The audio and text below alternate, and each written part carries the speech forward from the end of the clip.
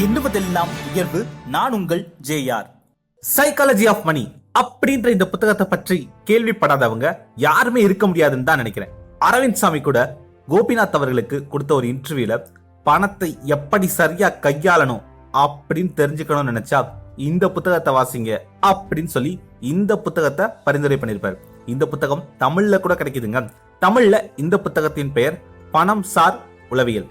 பணம் சம்பந்தப்பட்ட புத்தகம் அப்படின்ற உடனே நிறைய பேர் என்ன நினைச்சிட்டு இருப்பாங்க, ஓகே இந்த புத்தகத்தை படிச்சா நிறைய பணம் சம்பாதிக்கிறது எப்படி அப்படின்னு கத்துக்கலாம், முதலீடு பண்றது எப்படின்னு கத்துக்கலாம், முதலீடு சார்ந்து சில விஷயங்கள் இருக்கும் அப்படின்லாம் நினைச்சிட்டு இருக்காங்க. பணம் சம்பாதிக்கிறது எப்படி அப்படின்னு சொல்லித்தர புத்தகம் இது கிடையாது. முதலீடுகள் பற்றி பேசக்கூடிய புத்தகம் இது கிடையாது. இந்த புத்தகம் பணத்தை எப்படி பார்க்கணும், பணத்தை எப்படி கையாளணும் அப்படின்னு ஒரு பணம் பத்தின மைண்ட் செட் பத்தின புத்தகம், அவ்வளவுதான். இந்த புத்தகத்துல ஒரு கான்செப்ட் சொல்லுவாங்க, நிறைய பொருள் வச்சிருக்கவன் பணக்காரன் கிடையாது, தன்னோட தேவைகளை சுருக்கிட்டு சந்தோஷமா வாழ்றவன் தான் பணக்காரன். அதாவது நாம சந்தோஷமா இருக்கிறதுக்கு நிறைய பணம் இருக்கணும், பெரிய கார் இருக்கணும், பெரிய வீடு இருக்கணும் அப்படின்னு நாம நினைக்கிறோம். ஆனா சந்தோஷமா இருக்கிறதுக்கு இதெல்லாம் தேவையே இல்லை. இப்போ உண்மைக்குமே உங்களுக்கு எதுல சந்தோஷம்னு யோசிங்க. உங்க சொந்த ஊர்லயே இருக்கிறது ஒரு சந்தோஷம், உங்களுக்கு பிடிச்ச நபர்களோட இருக்கிறது ஒரு சந்தோஷம், உங்களுக்கு பிடிச்ச உணவை வீட்லயே செஞ்சு சாப்பிட்றதுல ஒரு சந்தோஷம், உங்க ஊர்ல திருவிழா பார்த்தா ஒரு சந்தோஷம். இந்த மாதிரி பணம் அதிகமா தேவைப்படாம சந்தோஷமா இருக்க நிறைய விஷயங்கள் இருக்கு. உங்ககிட்ட இருக்கிற கொஞ்சம் பணத்தையே வச்சு எப்படி இன்னும் சந்தோஷமா வாழலாம் அப்படின்னு பணம் பற்றிய வித்தியாசமான மைண்ட் செட்டை சொல்லி தரக்கூடிய புத்தகம் இது. அந்த புரிதலோடு இந்த புத்தகத்தை நீங்க அணுகுங்க. இந்த புத்தகத்தை வாசிச்சா உடனே பெரிய பணக்காரன்லாம் ஆக முடியாது, ஆனா பணம் பற்றிய ஒரு அறிவு, பணம் பற்றிய ஒரு புரிதல் உங்களுக்கு கிடைக்கும்.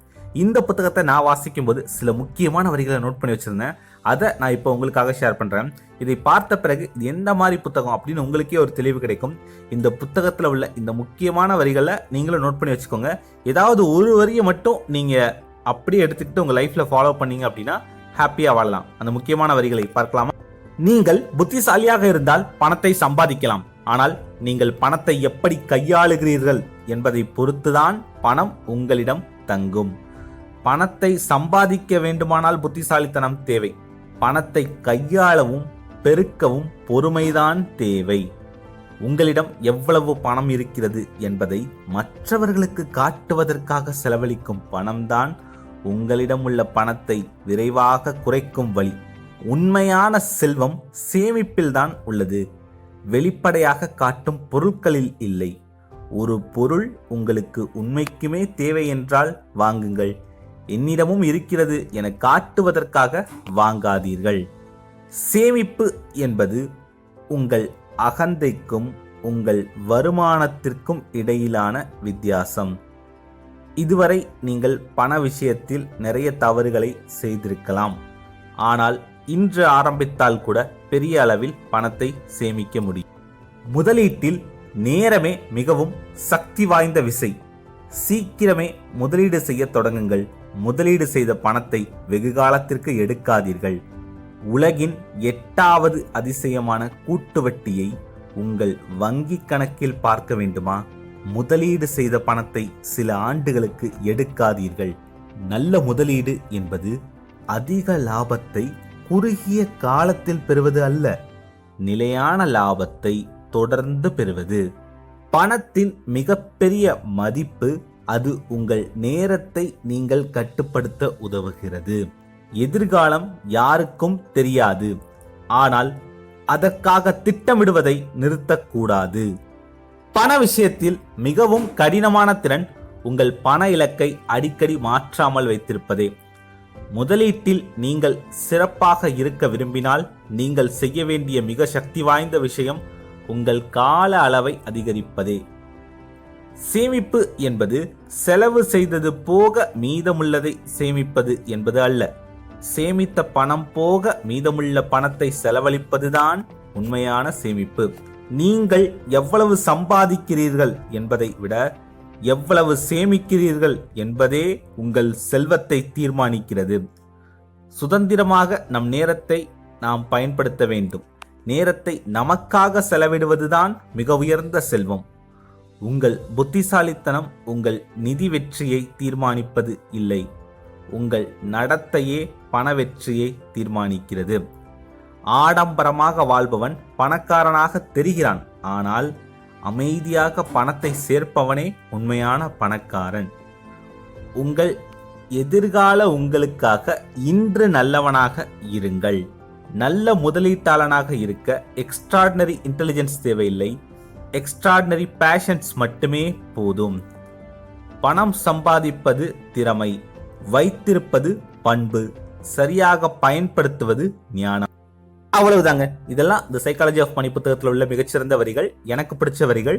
இதை விட நல்ல வரிகள் இருக்கு, அதையும் நீங்க தெரிஞ்சுக்கணும்னு ஆசைப்பட்டா இந்த புத்தகத்தை வாசிங்க. ஆனா அந்த புத்தகத்தை இங்கிலீஷ்ல படிச்சீங்க அப்படின்னா நல்லா இருக்கும். தமிழ்ல வெர்ஷன் அவ்வளவு நல்லா இல்லை. தமிழ்ல இந்த புத்தகத்தோட மைய கருத்தை சொல்லாமல் வெறுமன கூகுள் டிரான்ஸ்லேட் மாதிரி இருக்கும். அதனால நீங்க புத்தகத்தை வாசிக்கிறதா இருந்தால் இங்கிலீஷ்லேயே படிங்க. தமிழ்ல படிக்கணும்னு ஆசைப்பட்டீங்க அப்படின்னா நம்ம தமிழ் எழுத்தாளர்கள் பணத்தை பற்றி எழுதிய இதைவிட நல்ல புத்தகங்கள் இருக்கு, தமிழ்லேயே இருக்கு. பணத்தை கையாள்வது எப்படி, எங்க முதலீடு பண்ணணும், காம்பவுண்ட் எஃபெக்ட், மியூச்சுவல் ஃபண்ட், இந்த மாதிரி எளிமையான விஷயங்களை தமிழ்ல எக்ஸ்பிளைன் பண்ற நல்ல புத்தகங்கள் இருக்கு. அது என்னென்ன புத்தகங்கள் அப்படின்னு அதை பத்தி நான் ஜாயின் மெம்பர்ஸ்க்காக ஒரு வீடியோ போட்டிருக்கேன். தமிழ்ல நம்ம ஊர் எழுத்தாளர்கள் எழுதிய தமிழ் புத்தகங்கள், பணம் சார்ந்த புத்தகங்கள், அது என்னென்ன புத்தகம் அப்படின்னு நீங்க தெரிஞ்சுக்கணும்னு நினைச்சா அந்த வீடியோக்கான லிங்க் கீழே டிஸ்கிரிப்ஷன்ல இருக்கு. கண்டிப்பா அந்த வீடியோவே பாருங்க. தமிழ் புத்தகங்களை முதல்ல வாசிங்க, அதுலேயே உங்களுக்கு தெளிவான ஒரு புரிதல் கிடைக்கும். இந்த மாதிரி ஆங்கில புத்தகங்களை படிக்கும்போது அது அந்த ஊருக்கான ஒரு படைப்பா இருக்கும். அது சம்டைம்ஸ் நம்மளோட ஈஸியாக கனெக்ட் ஆகாது. அதே நம்ம தமிழ் எழுத்தாளர்கள் எழுதிய பணம் பற்றிய புத்தகங்களை வாசிக்கும் போது இன்னும் எளிமையா புரியும். வாய்ப்பு இருந்தால் அது என்னென்ன புத்தகங்கள்னு அந்த வீடியோவையும் பாருங்க. அது மெம்பர்ஸ் ஒன்லி வீடியோவா இருக்கு. ஸோ நம்ம சேனல்ல உள்ள மெம்பர்ஸா இருக்கவங்க மட்டும்தான் அந்த வீடியோ பார்க்க முடியும். மெம்பர்ஸா எப்படி மாறுறது அப்படின்னா ஜாயின் பட்டன் அப்படின்னு ஒரு பட்டன் இருக்கு. சப்ஸ்கிரைப் பட்டன் பக்கத்துல ஜாயின் பட்டன் ஒரு ஆப்ஷன் இருக்கா, அதை கிளிக் பண்ணீங்கன்னா நீங்களும் நம்ம சேனலோட மெம்பரா மாறலாம். அங்க இது மட்டும் இல்ல, ஈர்ப்பு விதியை சரியா பயன்படுத்துறது எப்படி, அஃபர்மேஷன்ஸ் சரியா பயன்படுத்துறது எப்படி, முக்கியமான ஏஐ டூல்ஸ் அப்படின்னு எக்கச்சக்க நல்ல வீடியோஸ் உங்களுக்காக காத்திருக்கு. வாய்ப்பு இருந்தா நீங்களும் நம்ம சேனலோட மெம்பரா மாறுங்க. இது போல நல்ல வீடியோக்களை போட எனக்கு உதவியா இருக்கும். ட்ரீம் பிக் அச்சீவ் பிக் என்பதெல்லாம் உயர்வு. காற்றை போலவா நீ தடைகள் உடைத்து வா, நீ படைகள் எடுத்து வா, நெஞ்சுள்ள வெடிக்கும் காத்திருந்த எரிமலை